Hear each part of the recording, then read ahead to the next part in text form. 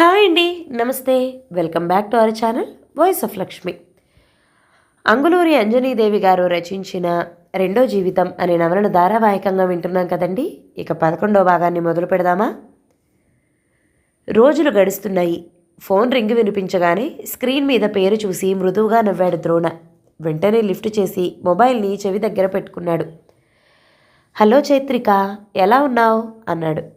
బాగున్నాను, నువ్వెలా ఉన్నావు ద్రోణ అంది చైత్రిక. నేనా, అదోలా ఉన్నాను.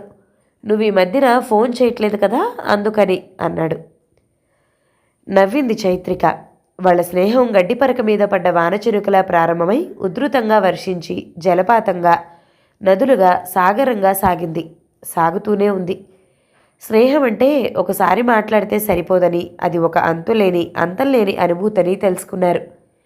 దేవుడా, ఎవరిని ఎవరికి వశం చేయకు, చేశావా జీవితాంతం వారిని దూరం చేయకు అని వేడుకున్నారు. అలా వాళ్ళిద్దరూ తమ జీవితపు మలుపు దగ్గర ఆగి బాగా ఆలోచించుకున్నాకనే ఈ స్నేహాన్ని శాశ్వతం చేసుకోవాలని నిశ్చయించుకున్నారు. నాకు ఎగ్జామ్స్ ఉన్నాయి ద్రోణ, అందుకే ఫోన్ చేయలేదు. చాలా సీరియస్గా చదువుతున్నాను. ఈసారి నా మార్క్స్ విషయంలో నా ఎక్స్పెక్టేషన్ హైలో ఉంది అంది. ఓకే ఓకే, ఎగ్జామ్స్ ఎలా రాస్తున్నావు అన్నాడు. ఇవాళే లాస్ట్ ఎగ్జామ్ రాశాను. కాలేజీ నుండి హాస్టల్కి రాగానే నేను చేస్తున్న మొదటి పని నీకు కాల్ చేయటం. నువ్వేం చేస్తున్నావు ద్రోణ? బొమ్మ వేస్తున్నావా అంది. అలాంటి పని ఇక చేయనని చెప్పారు కదా అన్నాడు. ఆ మాటలు చైత్రికకి నచ్చటం లేదు. పట్టుదల అనేది పని చేయటంలో ఉండాలి, కానీ పని చేయకుండా బద్ధకాన్ని కొని తెచ్చుకోవటంలో ఉండకూడదు. నువ్వేమైనా అనుకో ద్రోణ, నువ్వు బద్ధకానికి బాగా వశమైపోయావు. మళ్ళీ పని చేయాలంటే చేయలేకపోతున్నావు అంది. మాట్లాడలేదు ద్రోణ. నువ్వు ఒక మహాకవి గురించి చెప్పావు, గుర్తుందా?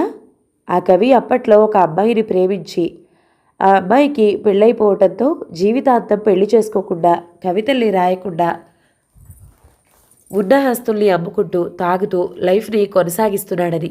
ఇప్పుడు నువ్వు చేస్తున్న పని కూడా అలాంటిదే. దానివల్ల ఏమిటి ప్రయోజనం? పుట్టాక, అందులో ఆర్టిస్ట్గా పుట్టాక తమలో ఉన్న ఆర్టిస్ట్ని తమ కృషితో బయటికి లాగి 10 మందికి పంచాలి కదా. కానీ నువ్వు మంచి పని చేశావులే, దానికి సంతోషించాలి అంది. ఏంటా మంచి పని అన్నాడు అర్థం కాక. నా పనులు నేను చేసుకోగలను కదా, ఇక పెళ్ళెందుకు? పెళ్లి చేసుకుంటే నా మనసులో ఉన్న ఆ అమ్మాయికి ద్రోహం చేసినట్లు కదా అని ఆ మహాకవిని ఆదర్శంగా తీసుకోలేదు అంది చైత్రిక. ద్రోణ నవ్వాడు. అంత ఋష్యత్వం నాలో లేదు చైత్రిక. జీవితం కోసం కొన్ని వదులుకోవాలనుకున్నాను.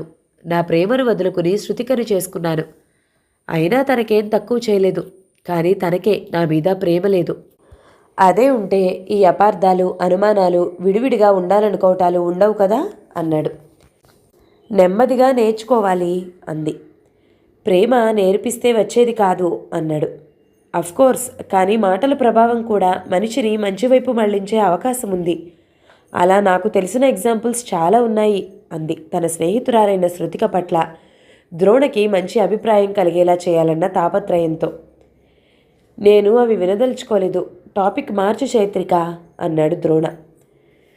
సరే, నన్ను నీ పెళ్లిలో సరిగ్గా చూడలేదన్నావుగా, ఇప్పుడు చూడాలనుందంటున్నావు. అలా నన్ను చూడాలి అంటే నేను నీ దగ్గరికి రావాలి.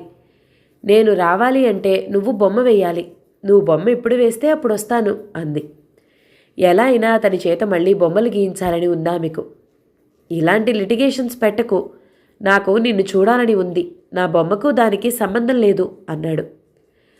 నేను నీకన్నా మొండి దాన్ని ద్రోణ అంది.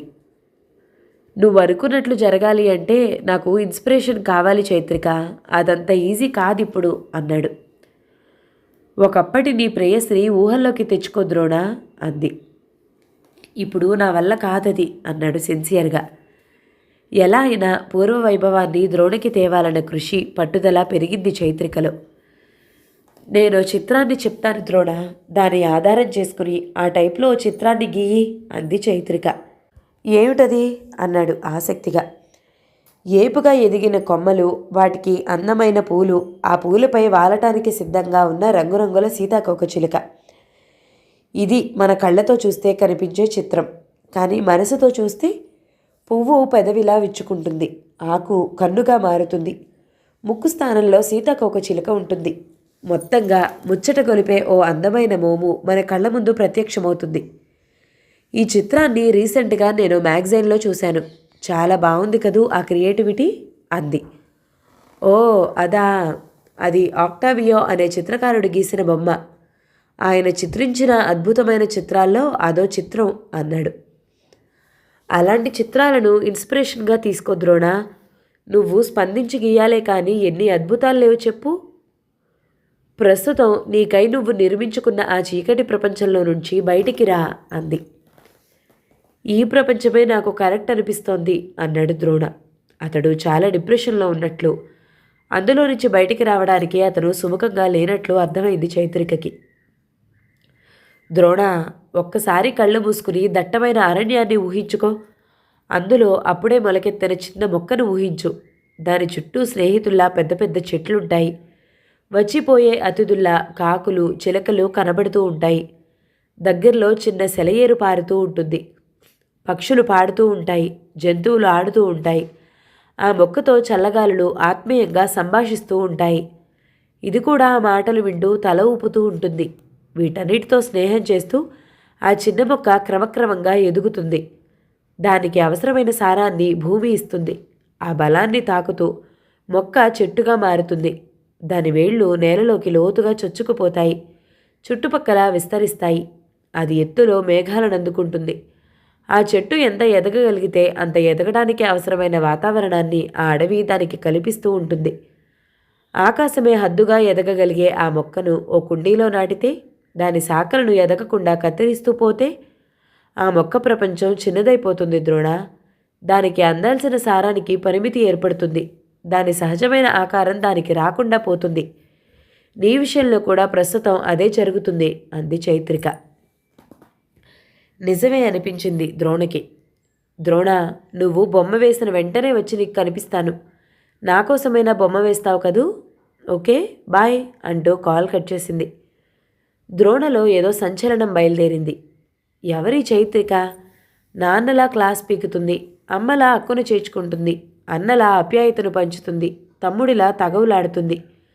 మొత్తానికి ఓ మంచి స్నేహితుడిలా, ఇది కాదు ఇంకా ఏదో ఉంది ప్రయత్నించు అంటూ ఆత్మస్థైర్యాన్ని నింపుతుంది. వెంటనే చైత్రికను చూడాలి. నువ్వు కలిగించిన స్ఫూర్తితోనే నేను మళ్ళీ ఈ బొమ్మ వేశాను, వచ్చి చూడు అంటూ ఆమెను ఆహ్వానించాలి అనుకుంటూ కుంచెతో రంగుల్ని కలిపాడు.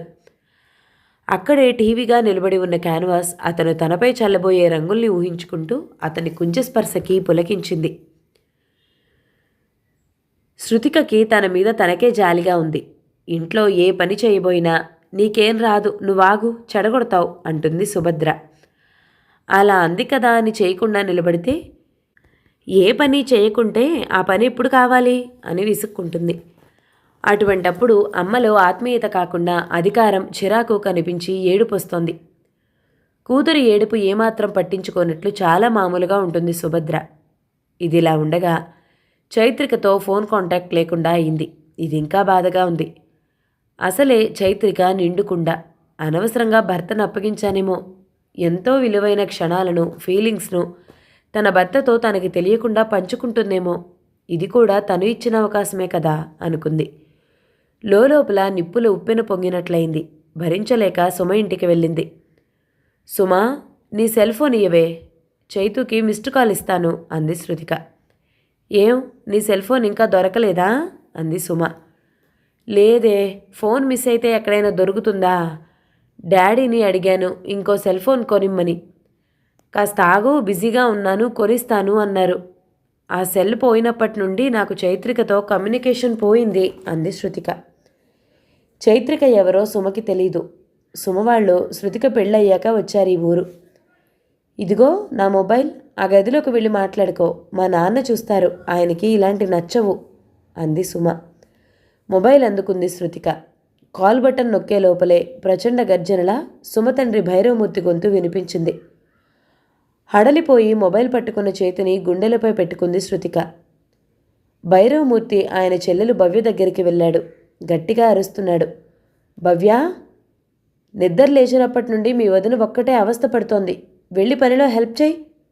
ఏ పని చెప్పినా ఎగ్జామ్స్ ఉన్నాయంటావెందుకు? మా పనులే కాక నీ పనులు కూడా మీ వదినే చెయ్యాలా అన్నాడు భైరవమూర్తి. ఆయన మాట్లాడే విధానం చాలా కటువుగా ఉంది. భవ్య మాటలు వినిపించటం లేదు. తొంగి చూసింది శృతిక. పెద్ద బుక్కుని ముందు పెట్టుకుని బుక్కులోకి చూస్తూ కూర్చుని ఉంది భవ్య. భవ్య భైరవమూర్తి ఆఖరి చెల్లెలు. సివిల్స్కి ప్రిపేర్ అవుతుంది. డబ్బుకి లోటు లేదు నీకు. నీ మొగుడు ఆర్మీలో ఉండి హాయిగా సంపాదిస్తున్నాడు. వెళ్ళి ఏదైనా హాస్టల్లో చేరు.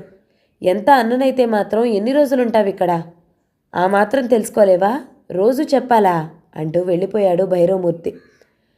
భవ్య అలాగే తల ఉంచుకుని బుక్కు వైపే చూస్తుంది. శిలలా నిలబడింది శృతిక. మా నాన్న ధోరణి అదో టైపు శృతి. మొన్నటి వరకు మా భవ్య అత్తయ్యను మాతో సమానంగానే పెంచి చదివించాడు, పెళ్లి చేశాడు. ఆ తర్వాతనే ఆవిడ పాకిస్తాన్, నేను రాజస్థాన్ అంటున్నాడు. అప్పటికీ అత్తయ్య పాపం రిక్వెస్ట్ చేస్తూనే ఉంది. ఈ ఒక్క నెలే అన్నయ్య, హాస్టల్లో ఎలా ఉంటుందో ఏమో, అలవాటు పడాలంటే టైం పడుతుంది. పైగా నాది కాంపిటేటివ్ ఎగ్జామ్స్ అని. మా నాన్న వినటం లేదు. బహుశా ఈవేళ రేపో హాస్టల్కి వెళ్తుంది అత్తయ్య అంది సుమ. శృతిక బెత్తరిపోతూ, ఇదిగోనే నీ సెల్ ఫోన్, తర్వాత వచ్చి మాట్లాడతా, నాకెందుకో భయంగా ఉంది అంటూ ఇంటికెళ్ళి పడుకుంది శృతిక. 1 గంట గడిచాక శృతిక నిద్రలేచింది. బాల్కనీలోకి వెళ్ళగానే భవ్య తన లగేజీని ఆటోలో పెట్టుకుని హాస్టల్ వైపు వెళ్ళటం కనిపించింది. షాక్ తింది. ఆ షాక్లో నుంచి శృతిక తేరుకోకముందే, ఏం చూస్తున్నావే అక్కడ? నీకు ఈ మధ్యన ఏం చెయ్యాలో తోచడం లేనట్లుంది. ఎక్కడ నిలబడితే అక్కడే ఉంటున్నావు అంది సుభద్ర తల కొట్టుకుంటూ. అదేం లేదు మమ్మీ, భవ్య హాస్టల్కి వెళ్తుంటే చూస్తున్నా. వాళ్ళన్నయ్య మరీ అంత కఠినంగా ఉండకపోతేనే చెల్లిలే కదా అనుకుంటున్నా అంది అమ్మ వైపుకు తిరిగి శృతిక. ఆమె కూతురు వైపు చూడకుండా, నువ్వు అనుకుంటే సరిపోతుందా? వాళ్ళ ఇబ్బందులు ఎలా ఉన్నాయో ఏమో. ఆడపిల్లను ఒకసారి బయటికి పంపాక మళ్ళీ ఇంట్లో పెట్టుకోవాలంటే ఎవరికైనా కష్టంగానే ఉంటుంది. పైగా పుట్టింటికొచ్చి తిష్టవేసే వాళ్ళ దగ్గర తిండికని, అవసరాలకని డబ్బు తీసుకోలేరు. ఫ్రీగా పెట్టాలంటే పెట్టలేరు. అది అర్థం చేసుకుని ముందే భవ్య హాస్టల్లో ఉండుంటే సరిపోయేది. ఇప్పుడు వెళ్తుంది కాబోలు. ఇందులో అంత ఫీల్ అవ్వాల్సిందేం లేదు. అన్ని చోట్ల ఇప్పుడు అలాగే జరుగుతోంది అంది సుభద్ర. కానీ మమ్మీ, భవ్య కష్టపడి తను అనుకున్న స్థాయికి రీచ్ అయిందంటే త్వరలోనే కలెక్టర్ అవుతుంది. అప్పుడు సుమ తండ్రి ఏమవుతాడు అంది శృతిక. ఏమీ కాడు. కలెక్టర్ భవ్య నా చెల్లెలు అని నలుగురికి చెప్పుకుంటాడు. అంతకన్నా ఇంకే ఉంటుంది? ఇంకా ఎక్కువ ఆలోచించుకు అంది సుభద్ర. సుమ తండ్రిది ఇంత చిన్న బుద్దా మమ్మీ? ఆయనతో పోల్చుకుంటే డాడీ చాలా మంచివాడు. ఇప్పటికి కూడా అత్తయ్యల్ని గౌరవిస్తాడు. ఎన్ని రోజులు ఉన్నా ఏమీ అనడు అంది. అత్తయ్యల్నే కాదు, నిన్ను కూడా గౌరవిస్తాడు అంటూ ఒక రకంగా చూసి లోపలికి వెళ్ళింది. ఆ చూపులు శృతికని బాగా గుచ్చుకున్నాయి. ఉలిక్కిపడి చూసింది. ఏమిటో ఈ మనుషులు మనుషులైపోతున్నారు. మనిషికి మనిషికి మధ్యన గౌరవభావం లేకపోతే లోపల ఎంత మమకారం ఉండి ఏం లాభం? ఇన్నాళ్ళు హద్దులు సరిహద్దులు అనేవి దేశానికి ఉంటాయి కానీ మనుషులకి మనసులకి ఉండవు అనుకునేది. కానీ అవి ఉండేదే మనుషుల మధ్యన అని ఇప్పుడు తెలిసింది. ఆముక్త చాలా రోజుల తర్వాత ద్రోణని చూసి ఆశ్చర్యపోయింది. ద్రోణ, నువ్వు మళ్ళీ బొమ్మ వేస్తున్నావంటే నమ్మలేకపోతున్నాను. నిన్ను కదిలించి నీ చేత మళ్ళీ కుంచపట్టించిన ఆ మహత్తర శక్తి ఏంటో తెలియదు కానీ నాకు ఆనందంగా ఉంది. నా కవితకి ఎప్పుడు వేస్తావు అంది ఆముక్త అతనికి ఎదురుగా కూర్చుని ఉత్సాహంగా. నవ్వాడు ద్రోణ. సరే, నీ ఇష్టం. నీకెప్పుడు వేయాలనిపిస్తే అప్పుడు వెయ్యి, నాకేం అభ్యంతరం లేదు అంది. నన్ను మించిన వాళ్ళు లేరు అన్నంత హుందాగా కూర్చుని స్టైల్గా చేతులు ఊపి. గట్టిగా నవ్వాడు ద్రోణ. ద్రోణనే చూస్తూ, ఎన్ని రోజులైంది ద్రోణ నవ్వి? ఎంత హాయిగా నవ్వుతున్నాడు. ఆ నవ్వులో ఎంత తృప్తి. దేన్నో జయించినప్పుడు, ఆ విజయం గుర్తొచ్చినప్పుడు నవ్వే నవ్వులో ఉండే వెలుగది. అది మామూలు నవ్వు కాదు అని మనసులో అనుకుంది. ఈ మధ్యన యాడ్ ఏజెన్సీ వాళ్ళు ఓ అమ్మాయి బొమ్మను వేయమన్నారని తెలిసింది. ఎప్పుడు వేస్తున్నావు ద్రోణ అంది ఆముక్త. దానికి ఇంకా టైం ఉంది ఆముక్త. ఆ అందం కోసమే అన్వేషిస్తున్నాను. అదెలా అంటే, ఒక అందమైన అమ్మాయి నాకు మోడల్గా దొరికినప్పుడు దాన్ని ప్రారంభిస్తాను అన్నాడు. ఉత్తినే దొరుకుతారా అమ్మాయిలు అంది ఆముక్త. దొరకరు, దొరికితే కొంత డబ్బిస్తాను. నా దగ్గర ఆ అమ్మాయి కొన్ని గంటలు కూర్చోవాల్సి ఉంటుంది అన్నాడు.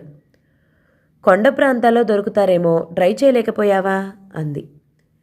ఇంకా టైం ఉందని చెప్పానుగా ఆముక్త, ఇప్పుడు వేరే బొమ్మ వేస్తున్నాను, ఇది పూర్తయ్యాక దాని పని చూస్తాను అన్నాడు.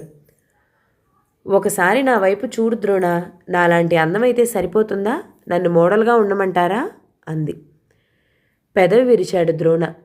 మూతి ముడుచుకుంది ఆముక్త. నా కవితకి ఎలాగో బొమ్మ వేయట్లేదు, కనీసం నా రూపమైనా నీ బొమ్మల్లో రూపుదిద్దుకుంటుందని ఆశపడ్డాను, అది కూడా పోయింది అంది నిరాశగా. బాధపడకు ఆముక్త, నువ్వు బాగా రాస్తావు, ఒక కవయిత్రిగా మంచి పేరు సంపాదించుకుంటావు, దేనికైనా టైం రావాలి అన్నాడు. నిజంగా ఆ టైం వస్తుందా ద్రోణ అంది ఆశగా ముందుకి వంగి.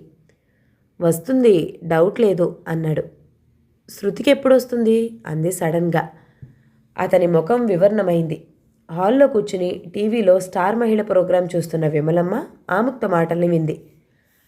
ఆముక్త ఇంకేం మాట్లాడినా ద్రోణ ప్రశాంతతను కోల్పోతాడని, ఆముక్త ఇలారా అంది. ఆంటీ పిలుస్తున్నారు, ఇప్పుడే వస్తాను వర్షిత్ అంటూ లేచి హాల్లోకి వెళ్తుంటే ఆముక్త వేసుకున్న డ్రెస్ కానీ ఖరీదైన అలంకరణ కానీ రాసిపోసిన డబ్బుల కట్టలను చూసినట్లే ఉంది. మణిచందన్ గారి బిజినెస్ టాలెంట్ అంతా ఆమె మీద కనిపిస్తుంది. ఆంటీ ఏంటి పిలిచారు అంటూ చాలా ఉత్సాహంగా వెళ్ళి ఆమె పక్కన కూర్చుంది. ఈ స్టార్ మహిళ ప్రోగ్రాం చూస్తున్నప్పుడు నువ్వు ఇందులో పాల్గొంటే తప్పకుండా విన్ అవుతావని అనిపిస్తుంది అంది విమలమ్మ ఆముక్తను డైవర్ట్ చేయాలని. ఆముక్త కళ్ళు లైట్ హౌసుల్లా తళుక్కుమన్నాయి. అంతలోనే, కానీ ఆంటీ, నాకెందుకో ద్రోణతో బొమ్మ వేయించుకునే స్థాయిలో కవిత రాస్తే చాలనిపిస్తుంది, దాని ముందు ఇలాంటివన్నీ నార్మలే, కానీ నేను అలా రాయలేనేమో అంటూ అప్పటికప్పుడే డిప్రెషన్లోకి వెళ్ళింది. ఆమెను అందులో నుంచి బయటకు తీసుకురావాలని, చూడమ్మా, మనిషికి ఆశ అవసరం, ఒక ఆశావాది విమానాన్ని కనిపెడితే నిరాశవాది పారాషూట్ని కనిపెడతాడు. ఆశకి నిరాశకి మధ్యన ఉన్నవాడు నేల మీదనే నిలబడి ఆ ఇద్దరిలో తప్పుల్ని వెతుకుతాడు.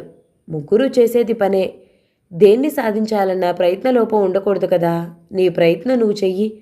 అదీ కాక మనుషులు నేల మీద ఉన్నంతసేపు స్థిరంగానే ఉంటారు, వాళ్ళని ఎవ్వరూ పట్టించుకోరు, పైకి ఎదిగే కొద్దీ ప్రత్యేకంగా కనిపిస్తారు, అది కూడా నువ్వు గమనించాలి.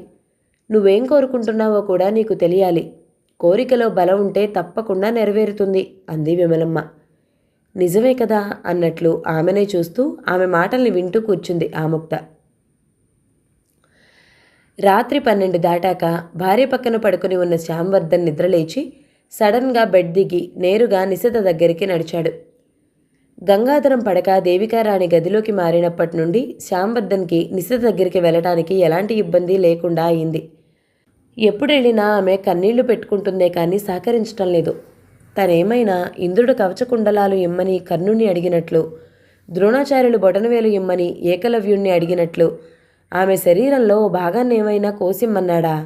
అలాంటిదేం లేదే, చిన్న కోరిక, అది ఒకే ఒకసారి, ఆ తర్వాత అది కొనసాగకపోయినా పర్వాలేదు, దాన్నేవో జ్ఞాపకంగా మిగుల్చుకుందాం అని కూడా అన్నాడు. వినటం లేదు. ఈవేళ ఎలా అయినా భయపెట్టో బ్రతిమాలో దారిలోకి తెచ్చుకోవాలి అనుకున్నాడు. హాల్లో లైట్ ఆర్పి ఉంది. చుట్టూ చీకటి. బయట రోడ్డు మీద వెలుగుతున్న స్ట్రీట్ లైట్ వెలుగు కిటికీలోంచి లోపలికి ప్రసరిస్తూ నిశిత పడుకున్న దగ్గరలో పడుతుంది. నిశిత కదిలింది. ఆమెకు ఈ మధ్యన సరిగ్గా నిద్ర రావటం లేదు.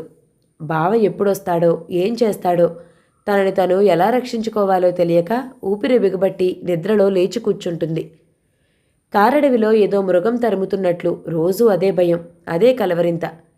ఎవరి గదుల్లో వాళ్ళు నిద్రపోతున్నారు. కళ్ళు తెరిచి చూస్తున్న ఆమెకు తన వైపే వస్తున్న బావ కనిపించాడు. ఇది నిజమా అని వణికిపోతూ చూసింది. నా కోసం ఎదురు చూస్తున్నావా నిసి? వెరీ గుడ్ అంటూ ఆమెకు ఎదురుగా కూర్చున్నాడు శ్యాంవర్ధన్.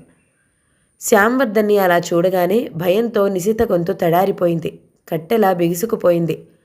అతను అదేం గమనించకుండా ఆత్రంగా ఆమెనే చూస్తున్నాడు. ఏం చేయను, ఆఫీస్లో వర్క్ చేస్తున్నంతసేపు నీ ధ్యాసే, ఇంటికొచ్చాక నీ పక్కనే ఉండాలనిపిస్తుంది. మా అమ్మ నాన్న మీ అక్క చూస్తారని భయం, అయినా నిన్ను చూడందే మాట్లాడందే ఉండలేకపోతున్నాను. నడుస్తున్నా గుర్తొస్తావు, కూర్చున్నా గుర్తొస్తావు, నిద్రలో గుర్తొస్తావు, అర్థం చేసుకో అన్నాడు. అతని గొంతులో మాటల్లో వినిపిస్తున్న బలీయమైన మార్పుకి ఆమె గుండె జల్లుమంది. బావా, నేను స్వతహాగా కుంటిదాన్ని, తల్లి తండ్రి లేనిదాన్ని. మీరు అక్క తప్ప నాకు ఎవ్వరూ లేరు. అందుకే మీ దగ్గర అంత తిండి తిని తలదాచుకుంటున్నాను. నా నిస్సహాయత మీకు తెలుసు. నాకు రక్షణ ఇవ్వండి. ముఖ్యంగా ఒక అమ్మాయి ఎలాంటి నీడను కోరుకుంటుందో మీ నుండి అలాంటిదే ఆశిస్తున్నాను అంది అర్దింపుగా చేతులు జోడించి. తెల్లగా పొడవుగా నాజుగ్గా ఉన్న ఆమె చేతుల వైపే చూస్తూ, నన్ను కూడా అర్థం చేసుకోనిసి, ఒక మగవాడు ఏం కోరుకుంటాడో తెలుసుకోలేని చిన్నపిల్లవు కావు నువ్వు. మీ అక్క స్థానాన్ని నీకు ఇవ్వలేకపోయినా ఆ స్థానంలో నిన్ను ఊహించుకుంటున్నాను. నీకేం తక్కువ చేయను. మీ అమ్మా నాన్న పోయినప్పటి నుండి నేనే కదా నిన్ను చూస్తున్నది. ఆ మాత్రం నమ్మకం లేదా నీకు అన్నాడు. ఉంది, మీ సహాయాన్ని మర్చిపోను అంది. దానివల్ల నాకేంటి లాభం? చూడు నిసి, అవసరాన్ని అవసరంతోనే పంచాలి, ఉపయోగాన్ని ఉపయోగంతోనే తీర్చాలి. ప్రస్తుతం నీకు తిండి నీడా కావాలి. నీ దగ్గర డబ్బు లేదు, అది నేనిస్తున్నాను. మరి నాకేమిస్తావు నువ్వు? ఏదో ఒకటి ఇచ్చి తీర్చుకోవాలి కదా. ఇలా మొండికేసి రుణభారాన్ని ఎందుకు పెంచుకుంటున్నావు అన్నాడు. మాట్లాడలేని నిశిత మనసు రోధిస్తూ ఉంటే తల వంచుకుంది. నిన్ను బలవంతం చేసి అనుభవించడానికి క్షణం పట్టదు. అలాంటి అనుభవం నాకొద్దు. నువ్వు కూడా నన్ను కోరుకోవాలి. అయినా నాకేం తక్కువ అన్నాడు. మా అక్కకేం తక్కువని నా వెంట పడుతున్నారు? సూటిగా చూస్తూ అడిగింది. మీ అక్కలో ఆడతనం లేదు అన్నాడు. అబద్ధం అంటూ గట్టిగా అరిచింది నిశిత. ఆ అరుపుకి గంగాధరం, సంవేద ఉలిక్కిపడ్డారు. వాళ్ళిద్దరూ ఒకరికి తెలియకుండా ఒకరు వచ్చి పిట్టగోడ దగ్గర నిలబడి శ్యాంవర్ధన్ని గమనిస్తున్నారు. అబద్ధమేం కాదు. ఇంట్లో చెప్తే మా వాళ్ళు నాకు మళ్ళీ పెళ్లి చేస్తారని, సంవేదను వెళ్ళగొడతారని ఆలోచిస్తున్నాను. నువ్వు ఒప్పుకుంటే నువ్వు సంవేద ఇక్కడే ఉండొచ్చు. ఆలోచించుకో, తొందరేం లేదు అంటూ నిశిత గుండెలో ఓ విస్ఫోటనం పేల్చాడు. వెంటనే లేచి తన గదిలోకి వెళ్ళి పడుకున్నాడు. అతని కళ్ళకి నిశిత అందమైన ముఖం తప్ప ఇంకేం కనిపించటం లేదు. అతను అలా వెళ్ళగానే గుండెల నిండా గాలి పీల్చుకుని హమ్మయ్యా అనుకుంది నిశిత. వేలు కూడా బయటికి కనిపించకుండా నిండుగా దుప్పటి కప్పుకుంది. వెనుదిరిగిన గంగాధరం సంవేదన చూశాడు. నువ్వా అంటూ స్థాణువయ్యాడు. అవును మావయ్య, నేనే అంది లో స్వరంతో. నువ్వెప్పుడొచ్చావు అన్నాడు తడబడుతూ. కొడుకు నిర్వాకం కోడలికి తెలిస్తే కాపురం ఉండదని భయపడుతున్నాడు గంగాధరం. మీ వెనకాలే వచ్చాను మావయ్య అంది. ఆమె మానసిక స్థితి అప్పటికప్పుడే చాలా నీరసంగా మారింది. ఆమెను అర్థం చేసుకున్నాడు గంగాధరం. ఇలాంటి పరిస్థితి ఏ ఆడపిల్ల ఓర్చుకోలేదు. వెంటనే వెళ్ళి భర్త కాలర్ పట్టుకుని అటో ఇటో తేల్చుకుని ఉండేది. కానీ సంవేదలోని సహనం భూదేవిని మించి కనిపిస్తోంది. అంతేకాదు, ఆమె అంతరంగంలో ఏర్పడ్డ అల్లకల్లోలాన్ని అణుచుకుంటూ నిండు గోదావరిని తలపింపచేస్తోంది. ఆమెను అలాగే చూస్తూ, సంవేద, నీ మౌనం చూస్తుంటే నాకు భయంగా ఉంది. గట్టిగా ఏడు తల్లి. కొంతైనా ఆ భారం తగ్గితే మామూలు మనిషి అవుతావు అన్నాడు. చీకటి వెలుగులో ఆయన అలా చూస్తుంటే ఎంతో ఆత్మీయంగా అనిపించాడు. ముఖాన్ని దోసిలితో కప్పుకుని ఉద్ధృతంగా ఏడ్చింది. కొద్దిసేపు గడిచాక ఉప్పెన ఆగి ప్రకృతి చల్లబడ్డట్టు పవిట కొంగుతో కళ్ళు తుడుచుకుంది. ఇలా కూర్చో సంవేద అంటూ ఆ ఇద్దరూ పిట్టగోడపై కూర్చున్నారు. కొద్ది క్షణాలు నిశ్శబ్దంగా గడిచాయి. మావయ్య అంటూ మెల్లగా పిలిచింది సంవేద. చెప్పు సంవేద అన్నాడు. ఒంట్లో భయంకరమైన వ్యాధిని పెట్టుకుని తెలిసి కూడా పైకి చెప్పుకోలేని రోగిలా బాధపడుతోంది నిశిత. ఒకవైపు నా జీవితం, ఇంకోవైపు ఆమె జీవితం. రెండు అర్ధరహితంగా కనిపిస్తూ ఆమెను భయపెడుతున్నాయి. ఇప్పుడు ఏం చేద్దాం మావయ్య సలహా అడిగింది సంవేద. నిశితకి పెళ్లి చేద్దాం సంవేద అన్నాడు గంగాధరం. నిశితను పెళ్ళెవరు చేసుకుంటారు అంది నీరసక్క. మీ బంధువులకి చెప్పి చూడు. నేను కూడా నాకు తెలిసిన వాళ్లతో మాట్లాడతాను. మనకి మంచి సంబంధంగా అనిపిస్తే ఇచ్చి చేద్దాం. వీలైనంత త్వరగా చేద్దాం అన్నాడు. పెళ్ళంటే మాటలు కాదు. పైగా అది హ్యాండిక్యాప్ట్ అని తెలిస్తే దాన్నెవ్వరూ చేసుకోరు. పెళ్ళి కాకుండా ఇంకేదైనా దారుంటే చూడండి మావయ్య అంది. సహజంగా ఆడవాళ్ళకి పెళ్ళే సెక్యూరిటీ. అందులో నిశితకి అదే ఎక్కువ సేఫ్టీ. ఆలోచించు అన్నాడు. స్వతహాగా గొప్ప మానవత్వంతో కూడిన మనిషి అయితేనే దాన్ని చేసుకోవడానికి ముందుకొస్తాడు. అలాంటి వ్యక్తి దొరుకుతాడా మావయ్య? అంది సందేహంగా. రకరకాల వ్యక్తులతో కూడిన ప్రపంచం ఇది. వెతికితే తప్పకుండా దొరుకుతాడు అన్నాడు. వెతకడానికి డబ్బు కావాలిగా అంటూ అసలు విషయం బయటపెట్టింది సంవేద. మీ నాన్నగారు నిశిత కోసం ఏమీ దాచి వెళ్ళలేదా అన్నాడు. లేదు మావయ్య. ఆయన సంపాదన ఆయన తాగుడికి పోగా మిగిలింది ఇంటి ఖర్చులకి సరిపోయేది. ఆ తర్వాత నాకు పెళ్లి చేశారు. ఇంకేమీ మిగిల్చకుండానే వెళ్ళిపోయాడు అంది బాధగా. బాధపడకు. నాకు తెలిసిన చాలా ఫ్యామిలీలు ఇలాగే ఉన్నాయి. కానీ ఇలాంటి టైంలోనే తట్టుకొని నిలబడాలి. నువ్వు నిలబడగలవు. నీ మానసిక స్థాయి ఎంత బలమైందో ఇంతకుముందే చూశాను అన్నాడు. తన భర్తను అలాంటి స్థితిలో చూసి కూడా పెదవి కదపకుండా మౌన సముద్రంలా నిలబడిన కోడల్ని చూసి ఇప్పటికీ ఆశ్చర్యంగా ఉందాయనికి. తన కొడుకులో మాత్రం పైకి కనిపించారు కానీ రావణుడు, నరకాసురుడు, జరాసంధుడు కలిసికట్టుగా ఉన్నారు. ఏమాత్రం సందేహం లేదు. ఆమె మౌనం చూసి, నా దగ్గర కొంత డబ్బుంది. అప్పట్లో ఆ డాక్టర్ గారు నా జీతంలో నుంచి కొంత డబ్బును బ్యాంకులో వేశాడు. దాన్ని దీనికి వాడతాను. వెళ్ళి పడుకో సంవేద అన్నాడు ఆయన అక్కడి నుండి లేచి వెళ్తూ. సంవేద వెళ్ళి భర్త పక్కన పడుకుంది. నిద్ర రాక కదులుతోంది. ఏంటా కదలడం? ఇరిటేషన్ వస్తోంది. కదలకుండా పడుకో. అసలే హెడేక్గా ఉంది అన్నాడు శ్యాంవర్ధన్. కంగుతింది సంవేద. ఇతనింకా మేలుకొని ఉన్నాడా అని మనసులో అనుకుని కర్రలా బిగుసుకుపోయి పడుకుంది. నిశితను ఎలా కాపాడాలి అన్న ప్రశ్న ఆమె బుర్రలోకి చేరి తేనెటీగలా కుడుతోంది. పెళ్లి చేసి పంపటం అనేది ఒక్క రోజులో జరిగే పని కాదు.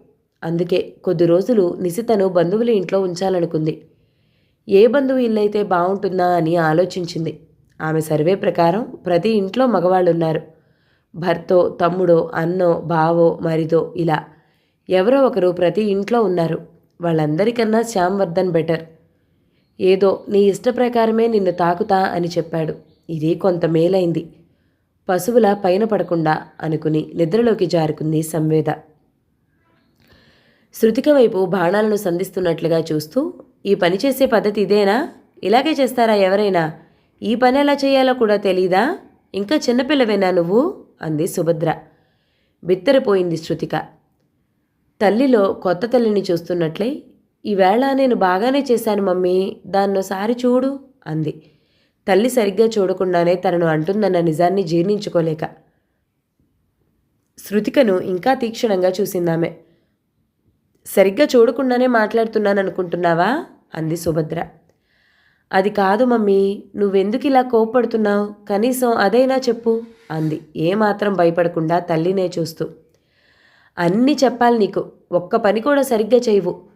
నీకన్నా హ్యాండిక్యాప్డ్ పిల్లలు నయం. ఏదో కుంటుకుంటూనైనా చక్కగా చేస్తారు అంటూ అక్కడి నుండి లోపలికి వెళ్ళింది సుభద్ర. ముఖం మీద పేడనీళ్లు చల్లినట్లు ఏడుపొచ్చింది శృతికకు. నరేంద్రనాథ్ ఆఫీస్ నుండి రాగానే కూతురు కనిపించలేదు. శృతి అన్నాడు ఎక్కడున్నా రమ్మన్నట్లు. వస్తున్నా డాడీ అంటూ ఆయన గొంతు వినగానే ఒక్క అడుగులో వచ్చినట్లు వచ్చింది శృతిక. ఇప్పుడు తండ్రి తప్ప ప్రపంచంలో అందరూ రాక్షసుల్లా కనిపిస్తున్నారు శృతికకు.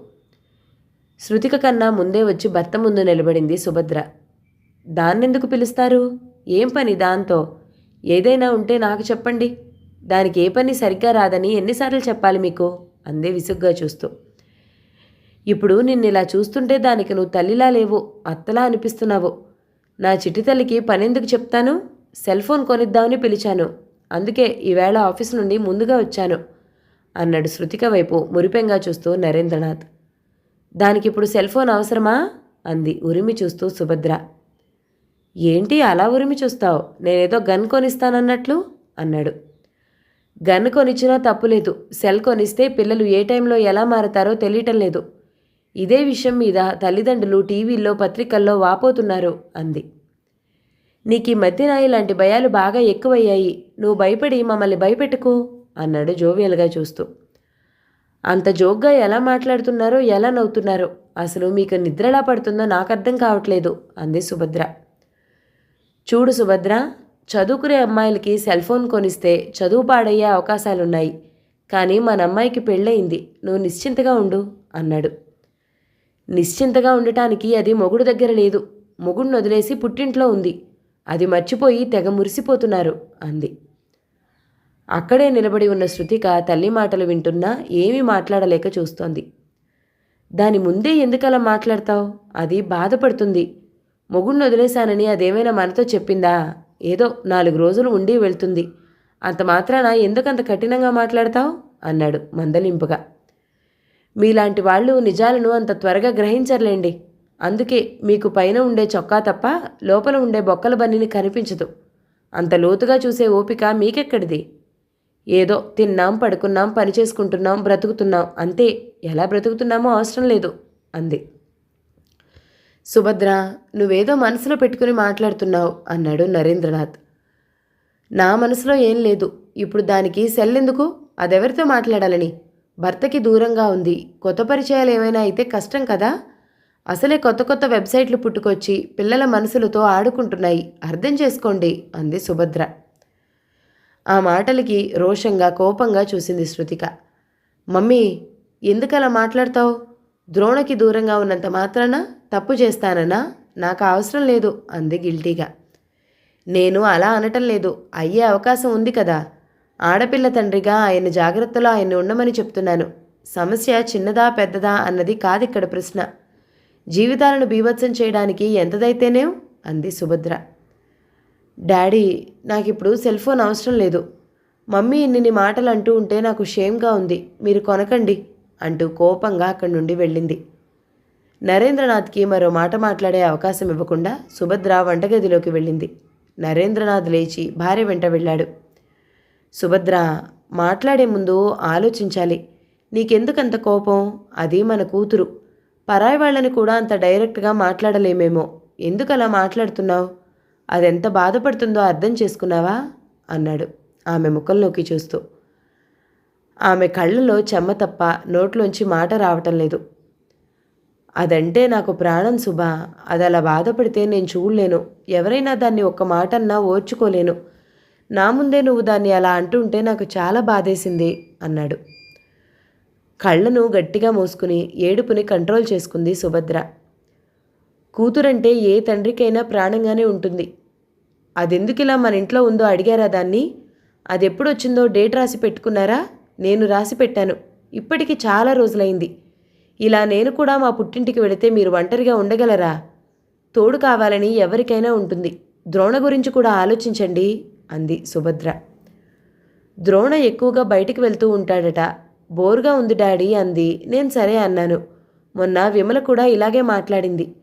కానీ చూస్తూ చూస్తూ నాకక్కడ బోరుగా ఉంది డాడీ అని చెప్పాక కూడా కాస్త అర్థం చేసుకోవాలి. చూసి చూడనట్లు వదిలేయాలి. మాటలతో బాధ పెట్టడం ఎందుకు? ఉన్నన్ని రోజులుంటుంది. ఇక్కడ బోర్ కొట్టాక అదే వెళ్తుంది. దాన్నిలా బాధ పెట్టకు అన్నాడు నరేంద్రనాథ్. అది జీవితాన్ని బోర్గా ఫీల్ అవుతున్నప్పుడు తండ్రిగా మీరు చెప్పాల్సిన మాటలు మీరు చెప్పండి. ఆ భావం దానిలో లేకుండా చూడండి. మగవాళ్ళకి సంపాదన కావాలి కాబట్టి భర్తలు ఎక్కువగా బయటే ఉంటారు. అంతేకాని భార్య ఓ స్టిక్ పట్టుకుని సిట్ స్టాండ్ అంటుంటే కూర్చుంటూ లేస్తూ ఆడే బొమ్మలు కాదుగా భర్తలు అంది సుభద్ర. ఏదో లేవే చిన్నపిల్ల, ఎందుకంత సీరియస్ అవుతావు అన్నాడు. మీకో విషయం తెలుసా? మన అబ్బాయికి పిల్లనిస్తామన్న వాళ్ళు మన గురించి మన పక్కింట్లో ఎంక్వైరీ చేశారట. ఏమని చేశారో తెలుసా మీకు?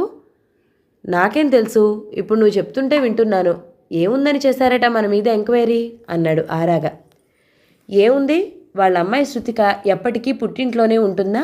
విడాకులు ఏమైనా తీసుకుందా? మేము వాళ్ళ అబ్బాయిని అనుకున్నప్పటి నుండి పుట్టింట్లోనే ఉంది. అసలు విషయం ఏమిటి అని అడిగారట. మీరేమో అది చిన్నపిల్ల, అదంటే నాకు ప్రాణం, దానికి అక్కడ బోరుగా ఉంది అంటూ మిమ్మల్ని మీరు మభ్య పెట్టుకుంటున్నారు అంది. అసలు విషయం ఇది అని స్పష్టంగా. ఈసారి నరేంద్రనాథ్ మాట్లాడలేదు. ఆలోచనగా తిరిగి వెళ్ళి సోఫాలో కూర్చున్నాడు. 11వ భాగం సమాప్తం. మిగతా నవలని తర్వాతి భాగాల్లో విందామండి. నవల మీకు నచ్చితే లైక్ చేయండి, షేర్ చేయండి, మంచి కామెంట్ చేయండి. మన ఛానల్ని తప్పకుండా సబ్స్క్రైబ్ చేయండి. Thank you so much for watching. నమస్తే.